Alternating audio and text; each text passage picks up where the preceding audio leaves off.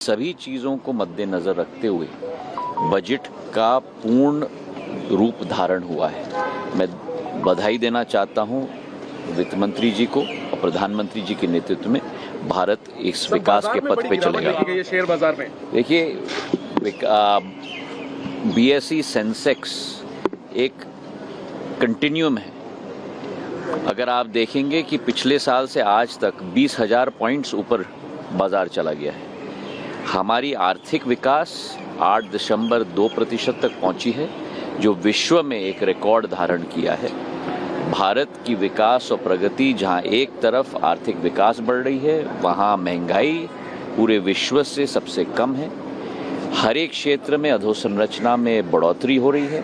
Capital expenditure में 9.5 लाख करोड़ पिछले वर्ष था, 11.11 लाख करोड़ इस वर्ष का आकलन है। हमारी एक capital expenditure investment oriented economy आज बन रही है, जो एक शुभ संकेत है। बहुत बहुत धन्यवाद। Thank you. और हमारे साथ इस वक्त अमरदीप जुड़ रहे हैं, उनके साथ बहुत सारे लोग हैं। अमरदीप, अगर आप जरा बात कर पाए लोगों से वहां पर, मुझे बताया जा रहा है आपके साथ बहुत सारे चार्टर्ड अकाउंटेंट्स हैं, वो बेहतर बता पाएंगे बजट का सार। जी बिल्कुल, मेरे साथ में चार्टर्ड अकाउंटेंट पंकज जी भी साथ में हैं, सुशोध्या जी भी साथ में हैं, ज्वेलर्स भी हैं। और आप बताएं कि आपको किस तरीके से ये बजट लगता है, क्योंकि चार्टर्ड अकाउंट सीए से ज़्यादा बेहतर कोई नहीं समझता। नहीं, देखिए, बजट जो है देश को उन्नति का बजट है, देश को आगे ले जाने वाला बजट है। और जो माननीय प्रधानमंत्री की जो आकांक्षा है कि 2047 में विकसित भारत होना चाहिए, उसकी तरफ बढ़ता हुआ बजट दिखाई दे रहा है। क्योंकि बजट में आप देखेंगे तो कहीं भी एक तरीके से जो है बहुत ज़्यादा लिबरल भी नहीं है, बहुत ज़्यादा हार्ड बजट भी नहीं है। किसान, गरीब, महिला और युवा का जो है इस पर ध्यान रखा गया है। क्योंकि यूथ का जो है एम्प्लॉयमेंट जनरेशन जो है वो जनरेशन हो, यहाँ पर लोग आएँ, नई कंपनीज हो, इसके लिए उस पर ध्यान रखा गया है। मिली है तो किस तरीके से देखते हैं इसको, क्योंकि टैक्स में सबसे ज़्यादा रिबेट को लेकर के बहुत ज़्यादा लोग कहते थे कि रिबेट मिलनी चाहिए, रिबेट मिलनी चाहिए। बिल्कुल, देखिए, सैलरी क्लास लोगों का ये था कि 2-3 साल हो गए अभी हमें रिबेट नहीं मिली है। ये है उसमें 50,000 की जो स्टैंडर्ड डिडक्शन है उसको कहीं ना कहीं बढ़ा करके जो है 1.5 गुना किया गया है। 75,000 की जो है उस पर रिबेट दी गई है। उसके अलावा जो स्लैब है, जो नया रिजीम स्लैब है, उसमें जो है परिवर्तन किया गया है, उसको कहीं ना कहीं छूट के दायरे को बढ़ाया गया है। 3 लाख रुपए तक जो है उसमें जो है लगभग जो है 3 लाख रुपए तक का जो है उसमें कहीं ना कहीं नो टैक्स है। 3 से लेकर के 7 लाख रुपए तक 5% टैक्स है। 7 से लेकर के 10 तक जो है वो 10% है। 10 से 12 तक जो है 15, और 12 से लेकर के 15 तक 20%, उसके बाद 30% है। एक सबसे बड़ी चीज है कि ज्वेलर्स को लेकर के अब क्योंकि टैक्स वहां पे भी कम किया गया है। निश्चित तौर पे आने वाले समय में जिस तरीके से एक्सपोर्ट है full of Hello. How do you see this budget? This is one of the best. Precious stones है, वो सब इन्हीं धातुओं पे जड़ के जेवर तैयार होता है।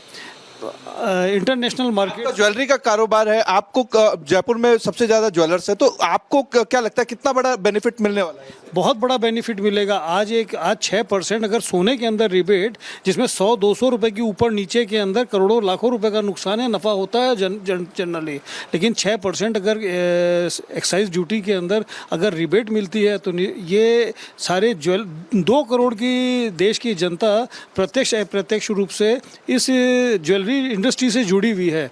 और उन 2 करोड़ लोगों के ऊपर एक बहुत बड़ा मेरा ये मानना है कि माननीय प्रधानमंत्री मोदी जी ने बहुत उचित दृष्टिकोण रख के ये फैसला। आपको सोना पसंद है और सोने में ड्यूटी घटी है। देश के अंदर अमूमन ये कहा जाता है कि अगर महिला के गले में 5 किलो की सिल्ली भी लगा देंगे आप सोने की, तो भी वो और तन के चलेगी। तो सोना सदा के लिए है। यहाँ पे इन्वेस्टमेंट का बहुत बड़ा एक कारण है। महिलाओं की पहला रुझान सोना होता है। युवा पीढ़ी का सिल्वर ज्वेलरी के अंदर अभी जो ट्रेंड चल रहा है वो पंकज जी, आम लोग समझना चाहते हैं बहुत आसानी से कि आम लोगों को इसमें क्या मिला रियायत के तौर। देखिए, आम लोगों को रियायत की सबसे बड़ी चीज़ है, आप देखिए कि पहले हमारे पास में इंफ्रास्ट्रक्चर नहीं हुआ करता था। और जो सबसे बड़ी प्रधानमंत्री बार बार कहते हैं कि भाई जो किसान है उसको इंफ्रास्ट्रक्चर की आवश्यकता है। तो आज आप देखिए कि यदि आपकी 250 किलोमीटर से दूर से भी यदि आपको डेली यूज की सब्जी आनी है या यूजेबल सामान आना है, तो आप देखिए कि 8 से 9 घंटे के अंदर जो है 7-8 घंटे के अंदर 500-700 किलोमीटर आ सकता है। 2.5 घंटे का रास्ता तो 250 किलोमीटर का रास्ता तो आजकल 2.5 घंटे का रास्ता हो गया है। और चाहे बड़े हों, कितने भी कैपेसिटी हो, तो ये जो चीज़ लगातार आपको दिखाई दे रही है, क्योंकि कैपेक्स के ऊपर आप सबसे बड़ा देखिए कि 11.11 लाख करोड़ रुपया जो है देश के कैपेक्स पे ऊपर खर्च होगा। तो ये एक बहुत बड़ा अमाउंट है जो हमारा जो है इंफ्रास्ट्रक्चर को बना करके रखेगा। आज एयर कनेक्टिविटी हो, शिपिंग कनेक्टिविटी हो, आज रोड कनेक्टिविटी हो, रेल कनेक्टिविटी हो, आज लगातार जो है देश का एक कोना दूसरे कोने से बिल्कुल जुड़ा हुआ है कि आपको कहीं से भी जो है कोई भी चीज है, मतलब इमरजेंसी से लेकर के नॉर्मल चीज तक भी आपको जो है टाइम से मिल पाएंगी। और इसी के साथ जो है सोलर जो सबसे बड़ी चीज है कि हम कहीं ना कहीं जो है एनवायरमेंट, प्रधानमंत्री नरेंद्र मोदी जी का फोकस था क्योंकि उन्होंने अपनी बार-बार स्पीचेज में ये कहा है। बिल्कुल देखिए, आज आप देखिए एनवायरमेंट की पोजीशन कैसी है कि कहीं जो है हालत ये है कि बाढ़ के हालत है, कहीं हालत जो है ये है।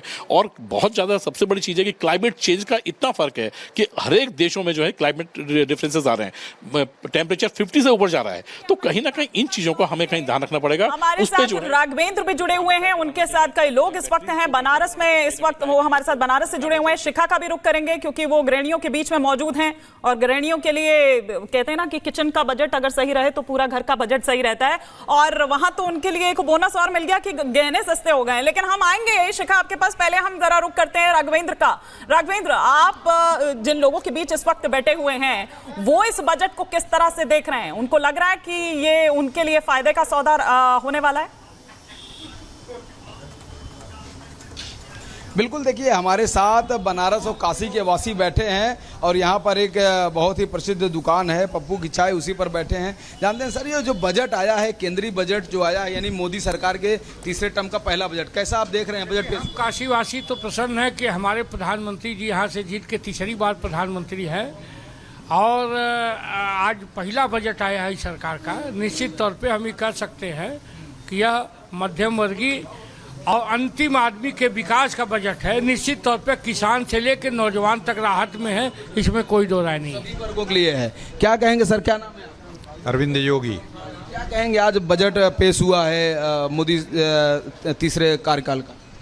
कुछ अंश तो मैं देखा हूँ जिसमें इनकम टैक्स स्लैब वगैरह लगभग बहुत परिवर्तन नहीं किया गया, लेकिन सरकार फोकस लगी जॉब क्रिएशन के प्रति। और तीसरा जो मुख्य था एजुकेशन सेक्टर में बजट बढ़ाना। इंफ्रास्ट्रक्चर तो चलता रहता है, इंफ्रास्ट्रक्चर तो बहुत सारा डेवलपमेंट 10 वर्षों में हुआ, लेकिन मेन इंफ्रास्ट्रक्चर है जिससे देश बनता है वो है एजुकेशन सिस्टम। उसमें थोड़ा आसान्वित थे हम लोग। बजट में गांवों को सजाने की बात कही गई है, फिर से सड़कों को चमकाने की बात कही गई है, शायद उसका फंड भी प्रधानमंत्री जो सड़क योजना का बढ़ा है।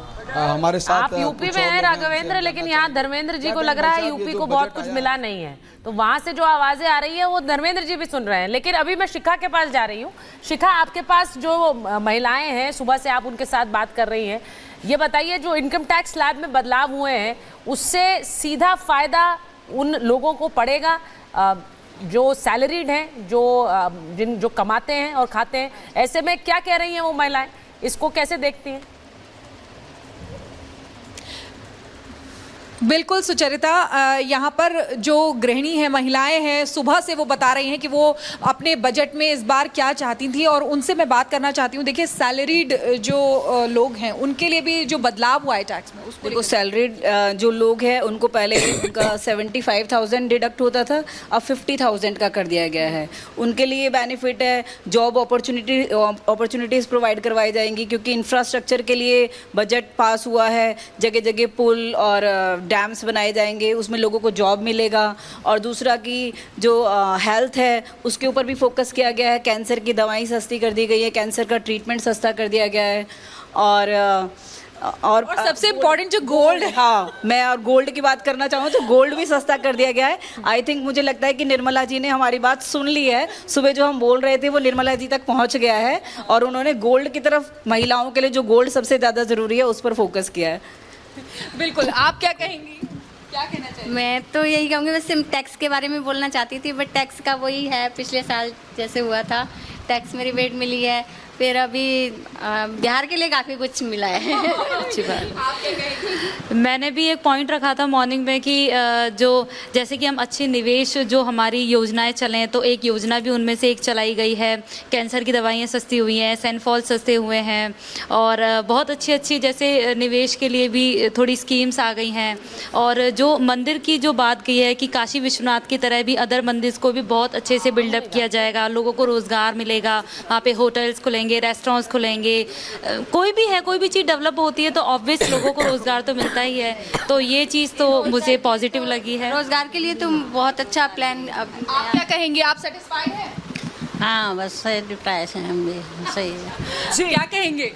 ये लोग भी बहुत खुश हुई, दवाइयों पे थोड़े रेट कम करे गए हैं, सोना सस्ता हुआ, चांदी सस्ता हुआ, बहुत अच्छी बात है। तो देखिए यहाँ पर सुचरिता और हिमानी किस तरीके से यहाँ पर जो गृहिणी है वो कह रही है कि सेटिस्फाइड है। और सबसे बड़ी बात जो चेहरे पे खुशी दिखाई दे रही है वो गोल्ड को लेकर है, क्योंकि गोल्ड सस्ता हो गया है, चांदी सस्ती हो गई है। हेल्थ सेक्टर पे भी जो फोकस किया गया है, जमा पूंजी आप कह सकते हैं कि वही होती है महिलाओं के लिए, गृहिणियों के लिए। लेकिन एक बार जरा हम प्रगति और पुनीता भी हमारे साथ जुड़े हुए हैं, उनका रुख करते हैं और उनके साथ कर्नल शैलेंद्र इस वक्त हमारे साथ जुड़ चुके हैं।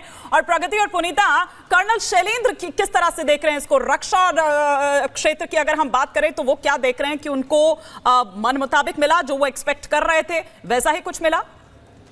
बिल्कुल, देखिए शैलेंद्र जी हमारे साथ जुड़ चुके हैं सर, क्योंकि रक्षा क्षेत्र में पर भी सबकी निगाहें थी कि क्या इस बार रक्षा क्षेत्र के लिए भी कुछ बड़ा ऐलान हो सकता है। किस तरीके से आपने विश्लेषण किया इस पूरे बजट का, क्या खास? अगर आप सही मायनों में देखें, मैं अभी काफ़ी देर से ये प्रोग्राम देख रहा हूँ और कर भी रहा हूँ। बिहार के लिए चिंतित है, पॉलिटिशियन पॉलिटिक्स के लिए चिंतित है, लेडीज़ गोल्ड के लिए चिंतित है। आई एम वेरी हैप्पी कि किसी ने डिफेंस के बारे में सोचा, and that is Bharat, Republic Bharat. अगर आप बड़े सही शब्दों में देखें तो मैं कहता हूँ कि व्हाट इज़ बजट? बजट वो है जो 1 रुपया आपके पास है उसे आप कैसे डिस्ट्रीब्यूट करेंगे। और अगर उस बजट में मेरे और मेरी फौज के लिए 13 पैसे की गुंजाइश है, मैं कहता हूँ कम नहीं है बट बहुत ज़्यादा भी नहीं है। एट द सेम टाइम मैं ये भी कहूँगा कि हर बार कंटिन्यूसली आप इंक्रीज़ करते चले जा रहे हैं डिफेंस एलोकेशन, ये एक अच्छी चीज़ है जो देखी जा सकती है। आप पैसा उतना ही दे पाएंगे जितना आपके पास है, but at the same time अगर आप इवन 4.72% इंक्रीज़ करते हैं पिछले बार से, मैं ये नहीं कहूँगा फिनोमिनल है, लेकिन आपकी दिशा सही है, आपकी सोच सही है। आप समझ रहे हैं कि डिफेंस वो जगह है जिसको कि आपको पैसा देना चाहिए, वो आपकी प्रायोरिटी में है। और स्पेशली ये प्रायोरिटी अब बढ़ जाती है जिस तरीके से चाइना और पाकिस्तान बिहेव कर रहा है, जिस तरीके से हम अपना मेक इन इंडिया कर रहे हैं, जिस तरीके से हम अगले साल में 35,000 करोड़ रुपए का 35,000 करोड़ रुपए का सामान एक्सपोर्ट करना चाहते हैं। सो ऑब्वियसली आप जितना अच्छा अभी इन्वेस्ट करेंगे, कैपिटल आउटले में करेंगे, मेक इन इंडिया में करेंगे, वो आपको रिटर्न आगे देगा। क्योंकि अगर विजन 2030 की तरफ जाना है तो आपको जो आज आप डालेंगे पैसा, वो आपको सोने के भाव नहीं, हीरे के भाव